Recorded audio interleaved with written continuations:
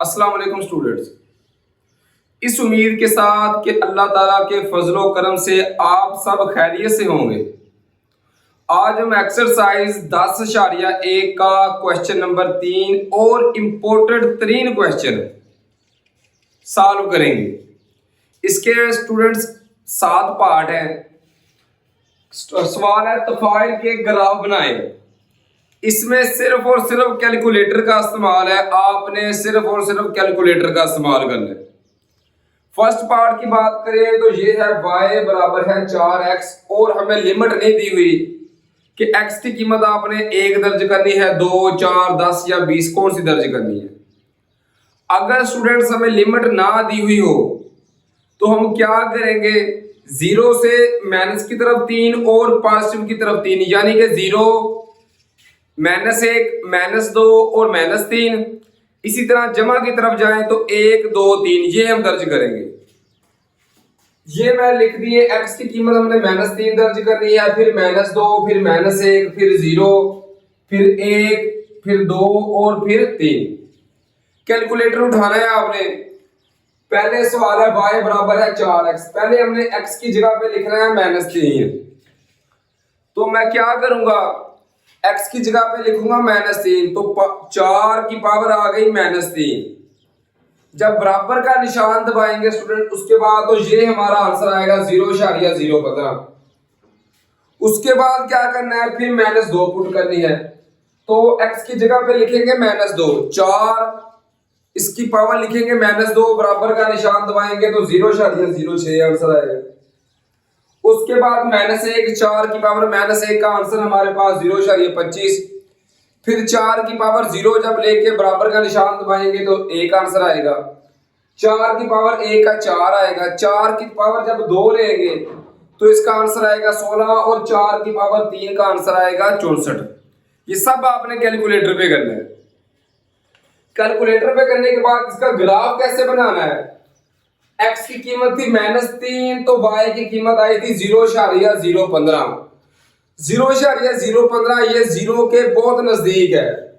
ये मैंने ग्राफ बना लिया, इस साइड पे 0 है सेंटर पे, x की वैल्यू जमा की, इस साइड पे x की वैल्यू माइनस की। इसी तरह ऊपर की वैल्यू होती है हमारे पास y में। अब करना क्या है कि x की वैल्यू थी -3 तो y की वैल्यू हमारे पास आई 0.015। ये -3 है x की कीमत, और इस साइड पे देखिए तो यहां पे ये नुकता बन रहा है स्टूडेंट ये।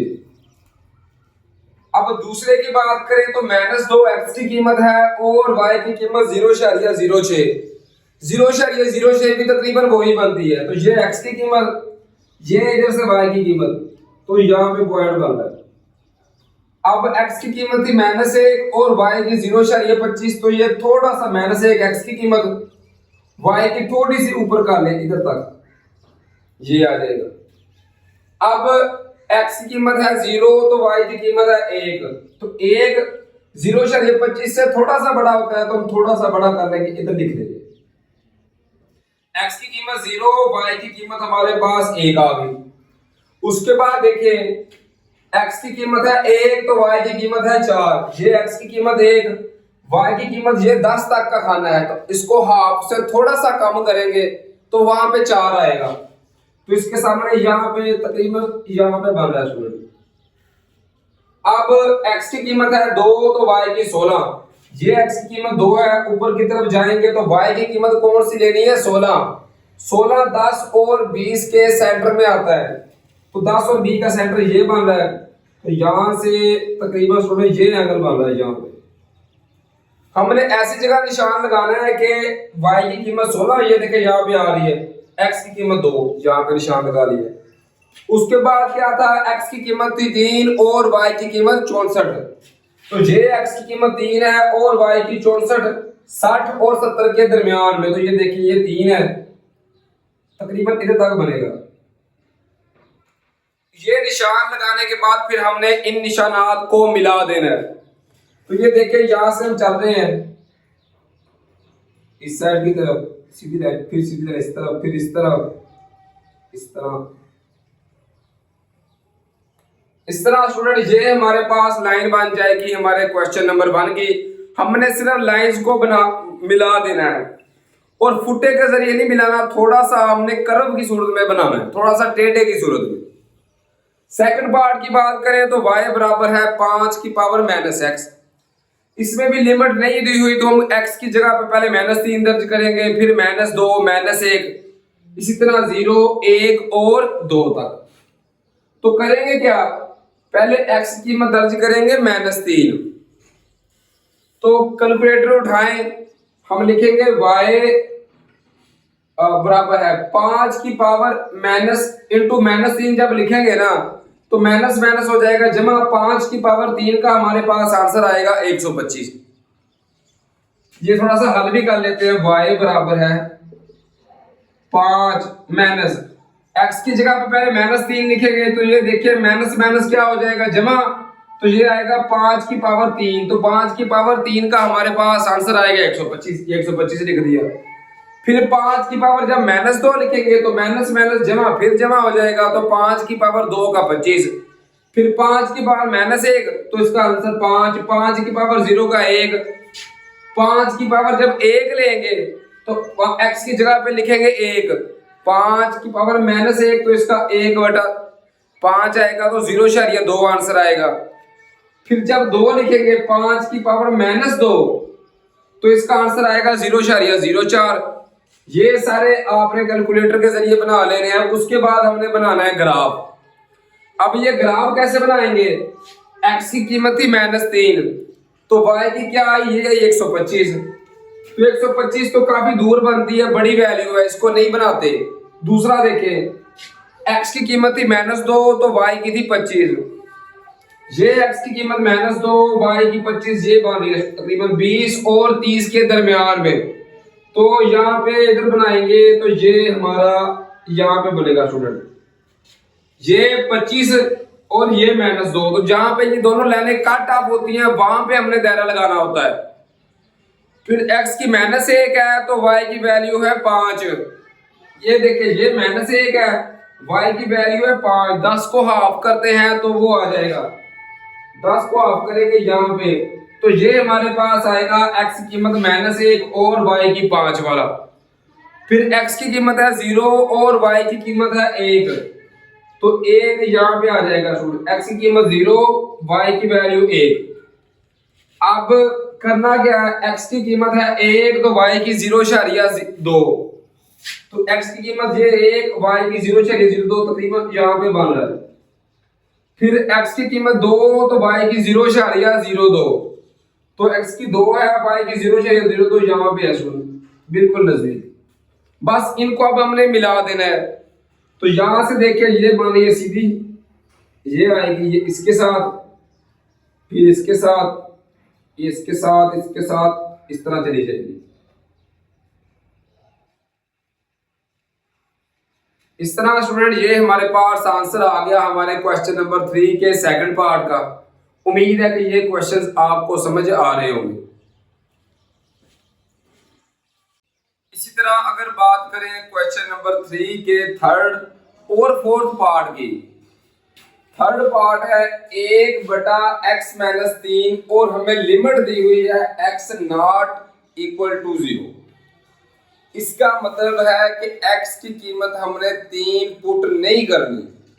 अगर 3 पुट करेंगे स्टूडेंट्स तो हमारा जवाब क्या आएगा ये हम चेक करते हैं। 1/x की जगह पर 3 - 3 किया, ये आ गया 0। 1/0 आए तो उसका जवाब मैथ एरर आता है, आप कैलकुलेटर पे चेक कर सकते हैं। इसका मतलब है कि इसका जवाब इन्फिनिटी आता है, जो पॉसिबल नहीं है। बाकी जो मर्जी वैल्यू दर्ज करें। तो हम क्या करेंगे, 3 के इस तरफ वाले भी 4 दर्ज कर लेंगे और 3 के ऊपर की तरफ भी। 3 से ऊपर की तरफ 4, 5, 6 और 7 और 3 से नीचे की तरफ 2, 1, 0 और -1। ये हम दर्ज करेंगे, टोटल 8 वैल्यूज। तो ये देखिए पहले जब x की कीमत 4 दर्ज करेंगे, x की कीमत 4, तो यहां से देखें 1/x की जगह पर 4 - 3 किया तो कितना आ गया, 1 आंसर। 1/1 किया तो आंसर क्या आया 1, ये y की कीमत आ गई। फिर जब x की जगह पर 5 दर्ज करेंगे 1/5 - 3 किया तो 1/2 आ गया और 1/2 का आंसर 0.5 आता है। फिर क्या करेंगे x की जगह पर 6 दर्ज करेंगे तो 1/x की जगह पर जब 6 दर्ज किया तो 6 - 3 आ गया 3, 1/3 किया तो इसका आंसर 0.333 आता है, ये लिख दिया। फिर जब x की जगह पर 7 दर्ज करेंगे तो 1/7 - 3 तो 4 आ गया, 1/4 का आंसर 0.25 आ गया। इसी तरह बाकी वैल्यूज, पहले x की जब 2 दर्ज करेंगे तो 1/2 - 3 किया तो -1 आ गया, 1/-1 का आंसर -1 आता है, तो वो लिख दिया। फिर जब x की जगह पर 1 लिखेंगे तो 1/1 - 3 किया तो -2, 1/-2 किया तो आंसर 0.25 आ गया, माइनस। फिर जब 0 दर्ज किया तो 1/0 - 3 करेंगे तो -3 आएगा, 1/-3 किया तो आंसर आ गया -0.333। फिर x की जगह पे जब -1 दर्ज किया तो -1 और -3 हो गया -4, तो 1/-4 किया तो ये आंसर आया -0.25, ये बना लिया। अब करना क्या है, 3 सेंटर वाला पॉइंट है, इसका मतलब है कि 3 पे हमारे पास जवाब इनफिनिटी आता है, तो 3 की लाइन हमें सीधी खींच देनी है। तो ये 2 है और ये 4, इनके दरमियान में 3 होता है, तो ये 3 रख के सीधी लाइन खींच देंगे इस तरह। ये हमारे पास x की कीमत 3 वाली लाइन है।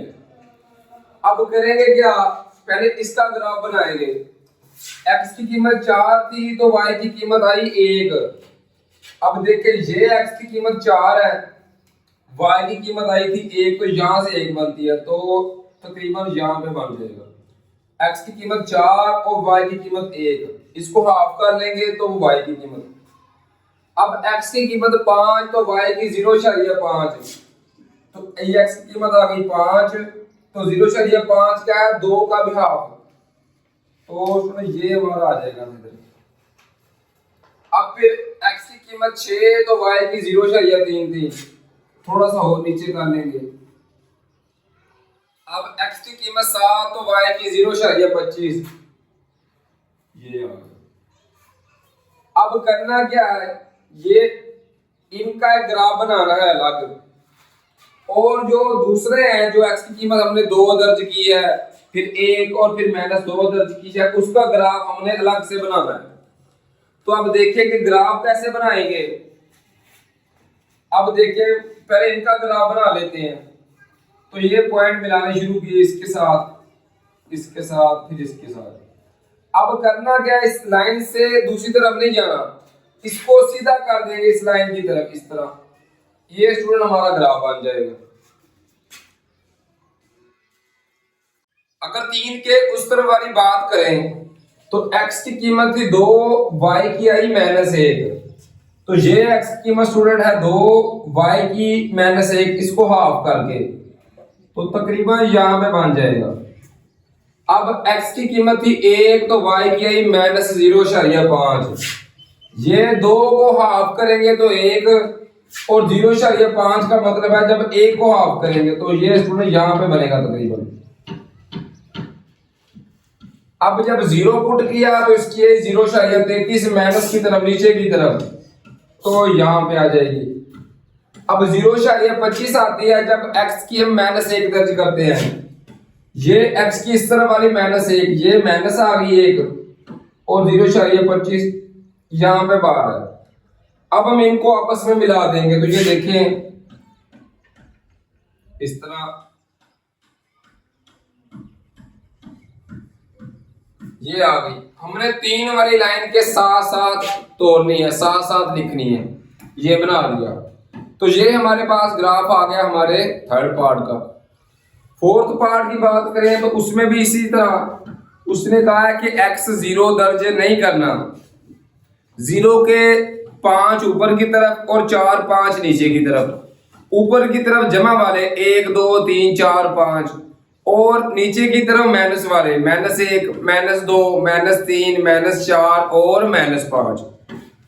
तो x की कीमत जब 1 दर्ज की तो 2/1, तो 2/1 करें तो 2 आंसर आ गया, 2 जमा 3 किया ये आ गया 5। फिर जब x की जगह पे 2 दर्ज किया 2/2 तो 1 आंसर आया, 1 जमा 3 ये आ गया 4। इसी तरह x की जगह पे जब 3 दर्ज किया 2/3 किया तो इसका आंसर आया 0.677, जमा 3 किया तो ये 3.6 आ गया। फिर जब 4 लिखा तो ये 0.5 आंसर आ गया, 0.5 जमा 3 किया तो 3.5 आ गया ये। जब x की जगह पे 5 दर्ज किया तो 0.4 आंसर आ गया, तो 0.4 जमा 3 किया तो 3.4 आ गया। इसी तरह ये माइनस वाली वैल्यूज है, ये भी हम पुट करके चेक करेंगे कि हमारे पास आंसर क्या आता है। ये सारे मैंने आंसर लिख दिए हैं। -1 दर्ज किया तो 1 आंसर आ गया, -2 दर्ज किया तो 2, -3 दर्ज किया तो 2.3, -4 दर्ज किया तो 2.5 और जब 5 दर्ज किया तो 2.6 आ गया। अब ग्राफ बनाना शुरू करेंगे। तो ग्राफ कैसे बनाएंगे इनका? अब उसने कहा x नॉट इक्वल टू 0, इसका मतलब है कि ये हमारे पास x वाली लाइन होती है, ये हमारे पास y एक्सिस की लाइन है जहां पे x की कीमत होती है 0। तो इस लाइन के दो ग्राफ बनाएंगे, एक जमा की तरफ एक माइनस की तरफ। तो अब देखें, पहले जमा वाला ग्राफ बनाते हैं। जब x की कीमत 1 दर्ज की तो y की कीमत थी 5। अब ये देखें, ये x वाले हैं, ये ऊपर की तरफ y वाले। x की कीमत 1, y की कीमत 5, तो यहां पे ग्राफ बन रहा है तकरीबन, ये ग्राफ बन गया। ये देखिए ना, y की कीमत 5 और x की 1, जहां पे मिलेंगे वहां पे बना देंगे। फिर x की कीमत 2 और y की 4, तो x की कीमत 2, ये y की 4, तो ये बन रहा, यहां पे ग्राफ बनेगा। फिर x की कीमत 3 तो y की 3.6, तो इसकी कीमत 3 इसकी 3.6, तो ये बनेगा यहां पे। फिर x की कीमत 4 और y की 3.5, तो ये बनेगा सुनो यहाँ पे। फिर x की कीमत 5 और y की 3.4, ये 5 ये 3.4, ये बनेगा तकरीबन यहाँ पे। अब करना क्या है, बस सिर्फ इनको आपस में हमने मिला देना है। तो ये देखें, ये इस तरह मिला देंगे, ये मिला रहे ये इस तरह, ये हमारे पास ग्राफ बन जाएगा। अब इनका ग्राफ बनाना है अलग से। तो ये देखिए, -1 दर्ज किया तो आंसर क्या आया था 1। x की कीमत माइनस वाली इस साइड पे, y की कीमत जमा वाली ऊपर वाली साइड पे। तो -1 दर्ज किया तो आंसर क्या आया था 1, तो ये बनेगा स्टूडेंट यहां पर। फिर -2 दर्ज किया तो आंसर आया था 2, तो ये बनेगा यहां पे। फिर जब -3 दर्ज किया तो 2.3, ये -3 है, ये दर्ज किया तो आंसर आया था 2.3, तो ये आ जाएगा। जब -4 दर्ज किया तो 2.5, ये -4 है तो 2.5 तकरीबन यहाँ पे बन रहा है। जब 5 दर्ज किया स्टूडेंट -5, तो हमारा आंसर आया था 2.6, तो ये -5 है, 4 और 6 का हाफ -5, तो आंसर आया था तकरीबन ये। अब इनको आपस में मिला के ये दूसरा ग्राफ बन जाएगा। तो दूसरा ग्राफ हमारा बनेगा इस तरह, ये हमारा बना दूसरा ग्राफ, ये देखिए ये दूसरा ग्राफ बन गया इस तरह। ये हमारे पास क्वेश्चन नंबर 3 का 4th पार्ट हल हो गया। उम्मीद है स्टूडेंट्स की इनकी आपको समझ आ गई होगी। इसी तरीके से अगर बात करें क्वेश्चन नंबर 3 के 5th, 6th और 7th पार्ट की, तो ये तीनों पार्ट बिल्कुल सेम है, एक तरीके से हल होंगे। 5th पार्ट है y बराबर है x की पावर 1/2, 6th पार्ट है y बराबर है 3x की पावर 1/3, और लास्ट क्वेश्चन इस एक्सरसाइज का वो है y बराबर है 2x की पावर माइनस 2। एक पार्ट मैं हल करूंगा, बाकी जो दो पार्ट है स्टूडेंट वो आप जिम्मेदारी लें और दो पार्ट आप लोग खुद हल करें। इससे आप लोगों की प्रैक्टिस भी हो जाएगी और आप लोगों को इन क्वेश्चंस को समझने में मदद भी हो जाएगी। सेवंथ पार्ट में हल करूंगा। y बराबर है 2x की पावर माइनस 2। अब हमें पता है किसी भी चीज की पावर माइनस हो तो जब वो बटे के नीचे आएगी तो वो जमा हो जाएगी। तो 2 बटा माइनस पावर 2 थी तो बटे के नीचे आगे पावर x की पावर 2 हो गई। इस तरह अब लिमिट भी हमने निकालनी है कि x को 0 नहीं पुट कर सकते, क्योंकि x को अगर 0 पुट करें तो 2 बटा 0 का स्केयर लेंगे 0 आएगा। 2 बटा 0 करें तो इसका आंसर आता है मैथ एरर, जिसको इन्फिनिटी कहते हैं। इसलिए इसको हम 0 के बराबर पुट नहीं करेंगे। बाकी 0 से जमा की तरफ वाले 3-4 इंच से और माइनस की तरफ 3-4 इंच से।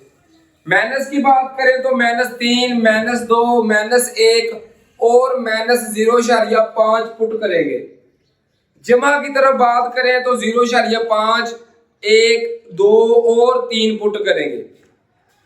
पहले जब -3 पुट करते हैं तो ये देखिए हम हल करते हैं।